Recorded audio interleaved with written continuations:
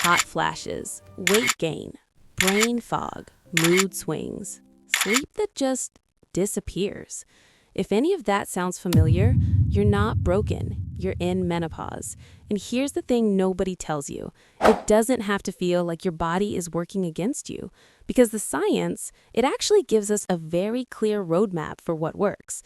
And today, I'm going to walk you through 5 strategies that are backed by real research, not just trendy wellness advice, that can genuinely change how you feel during this transition. So if you've been Googling at 2 a.m. wondering what you can actually do, this video is for you. Before we dive in, if this is the kind of content you want more of, hit that subscribe button right now. We break down complex women's health topics every single week in plain English, backed by science. No fluff, no scare tactics, just what the research actually says. Okay, let's get into it. First, a quick framing moment, because I think it matters. Menopause officially begins 12 months after your last menstrual period. The average age in the US is 51, but the hormonal changes leading up to it, what's called perimenopause, can start up to 10 years earlier. So a lot of what we're talking about today applies to that whole window. And here's why I want to lead with this. For a long time, menopause was treated as something women just had to suffer through quietly. The medical conversation was minimal, the research was thin, and women were often told their symptoms were just part of aging. But that's changed. We now have some genuinely solid science on what helps. And today, I'm giving you 5 of the most evidence-backed strategies available, things you can actually start doing. Let's start with the one that affects almost everything else. Number 1, resistance training. And I don't mean light cardio.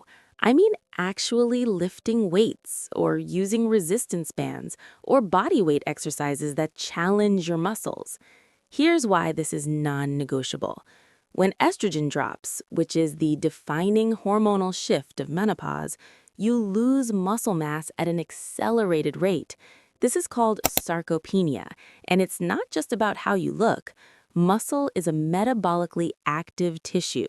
Less muscle means a slower metabolism, higher risk of insulin resistance, greater risk of falls and fractures, and here's the one nobody talks about enough, more severe hot flashes. A 2019 study published in the journal Menopause found that women who engaged in regular resistance training experienced significantly fewer and less intense vasomotor symptoms. That's the clinical term for hot flashes and night sweats, compared to sedentary women. And the bone health connection is huge.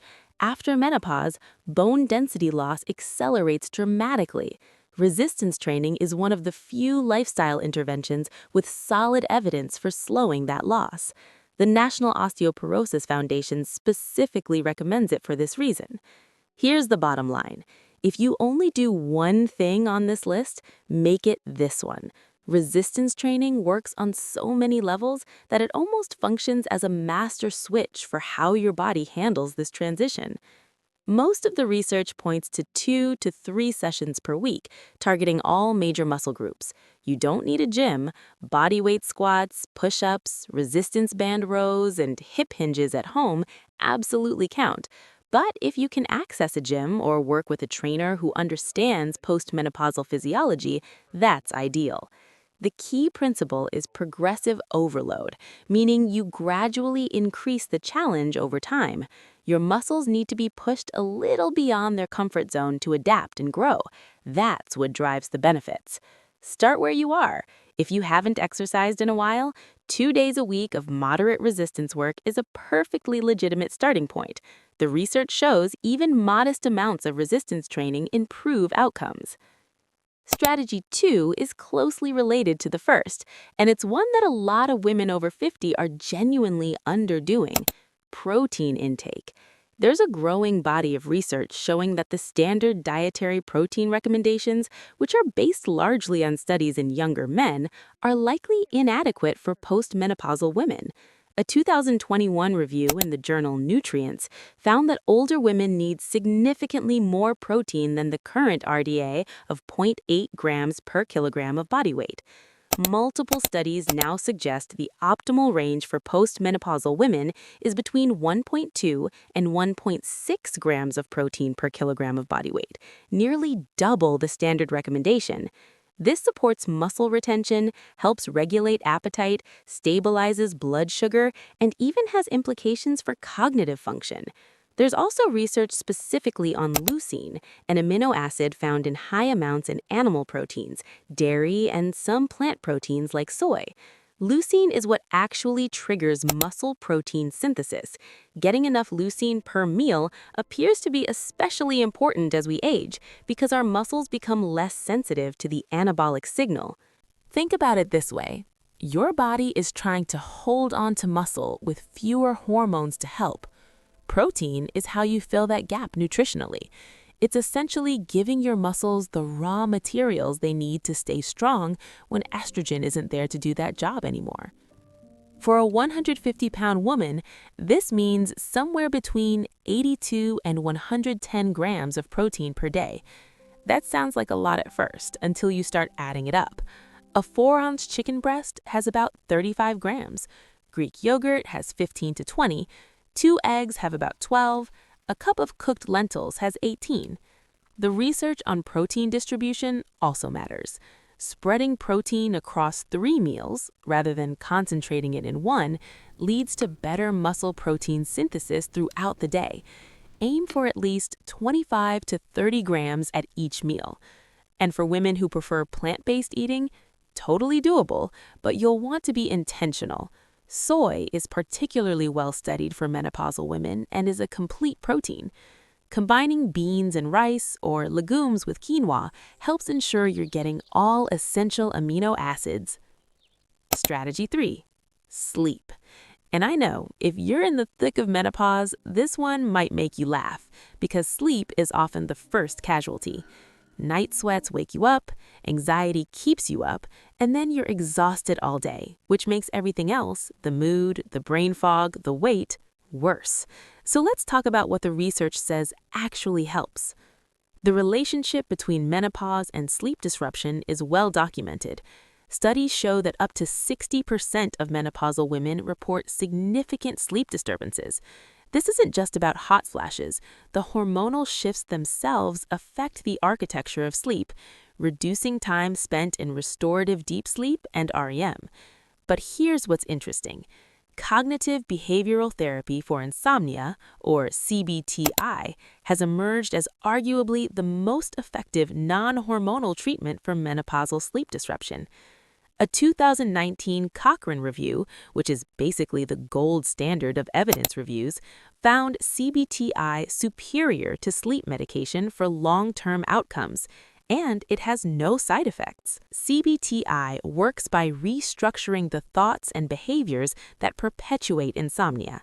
It includes techniques like sleep restriction therapy, stimulus control, and cognitive restructuring around sleep anxiety.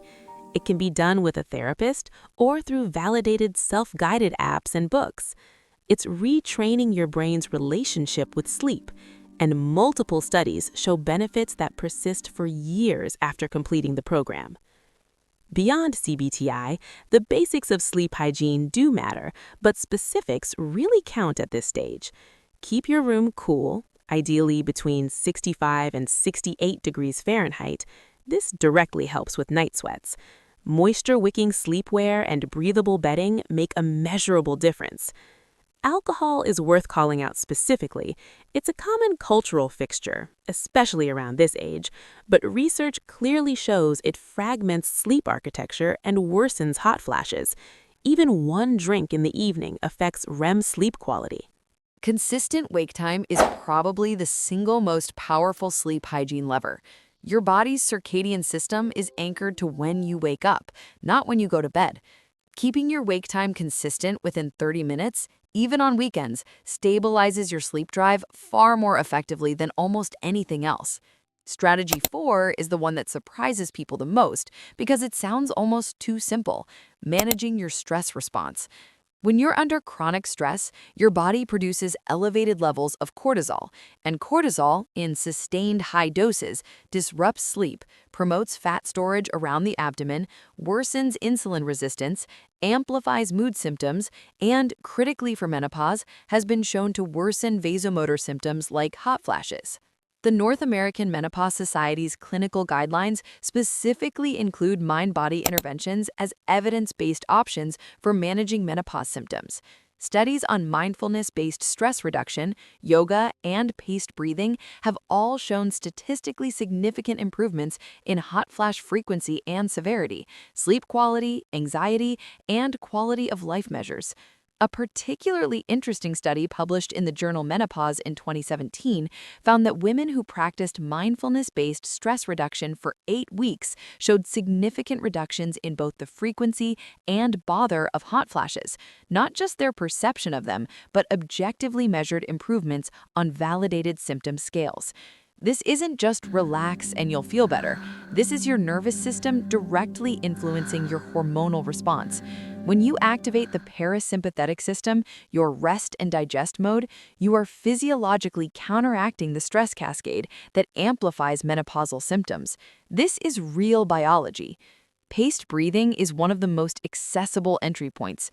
Research from the National Institutes of Health found that slow, controlled breathing, about 6 breaths per minute, meaning a 5-count inhale and 5-count exhale, significantly reduced the frequency of hot flashes when practiced twice daily for 15 minutes. That's 30 minutes a day. No equipment, no gym membership, no special training. Yoga, specifically, has a strong evidence base for menopausal women. A systematic review published in 2018 found consistent improvements across multiple symptom domains. Restorative yoga, the slower, gentler style, appears to be particularly effective for sleep and anxiety. But even 20 minutes of gentle yoga 3 times a week shows measurable benefits in the literature. Mindfulness apps like Headspace, Calm, or Insight Timer all offer guided programs. The research-backed minimum seems to be about 10 to 15 minutes per day of consistent practice. The key word there is consistent. Sporadic practice doesn't show the same results as a regular daily habit. The fifth strategy, and I saved this one for last intentionally because I think it needs the most nuance, having a real, informed conversation with your doctor about menopausal hormone therapy, or MHT, previously called HRT. I want to be very clear. This is not me saying everyone should take hormones. This is me saying the science has evolved dramatically, and millions of women are making decisions based on outdated information, including information from a study that the research community now widely regards as significantly misinterpreted. In 2002, the Women's Health Initiative study generated headlines saying hormone therapy caused breast cancer and heart disease. Women stopped taking it in droves. But in the years since, researchers have reanalyzed that data extensively, and the picture is far more nuanced. The current consensus, reflected in the 2022 guidelines from the Menopause Society, is this. For healthy women under 60 or within 10 years of menopause onset with no contraindications, the benefits of MHT generally outweigh the risks. The original WHI concerns applied largely to older women, women who started hormones many years after menopause, and specific formulations that aren't the most commonly used today. Modern MHT, particularly transdermal forms like patches and gels, combined with bioidentical micronized progesterone, has a substantially different risk profile than the oral synthetic hormones studied in 2002.